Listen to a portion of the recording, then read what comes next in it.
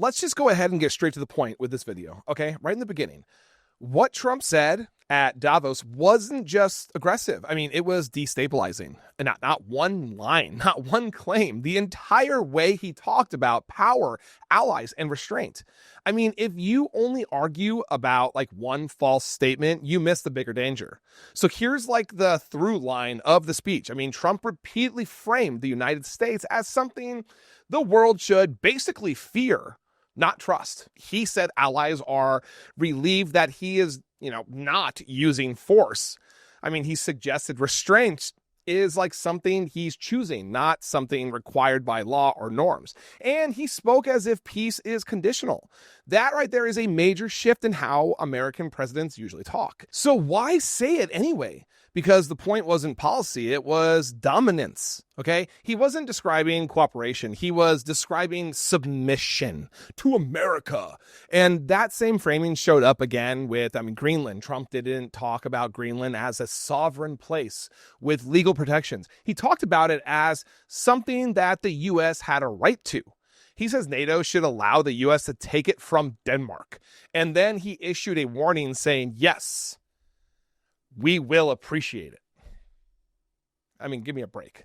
So say no and we'll remember. That's not diplomacy, guys. That is coercion. And that part is important. And Norway's prime minister confirmed that Trump sent him a private message right after European leaders urged de-escalation, trying his approach to peace, to, the fact that he didn't receive the Nobel Peace Prize.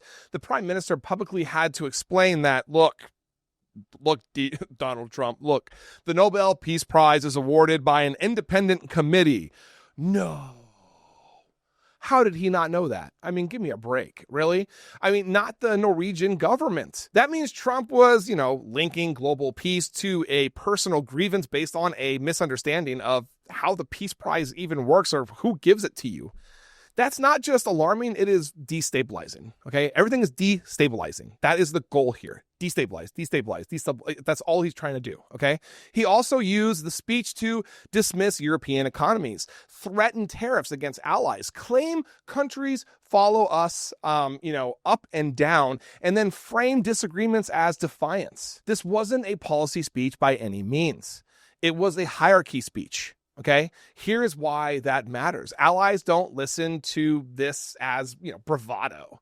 All right, they listen to it as a signal. When the U.S. president says sovereignty is negotiable, law is flexible, restraint is optional, and peace depends on personal respect, countries don't, want to see what happens next. All right, they prepare basically for the worst, which is what the entire EU is doing right now. That means less trust, less cooperation, more hedging, more instability, and that makes Americans less safer, not just around the entire world, but also here in America. So no, this isn't about one exaggeration. It's about a president openly telling the world, I decide the limits. Once that mindset is normalized, the consequences don't stay theoretical for very long. Thank you for watching. I am Jared Zisser, and this is Ring of Fire. Please like, comment, and subscribe, and turn on notifications to make sure you are informed about everything important in progressive politics today. And if you are looking for fact-based independent reporting all day, every day,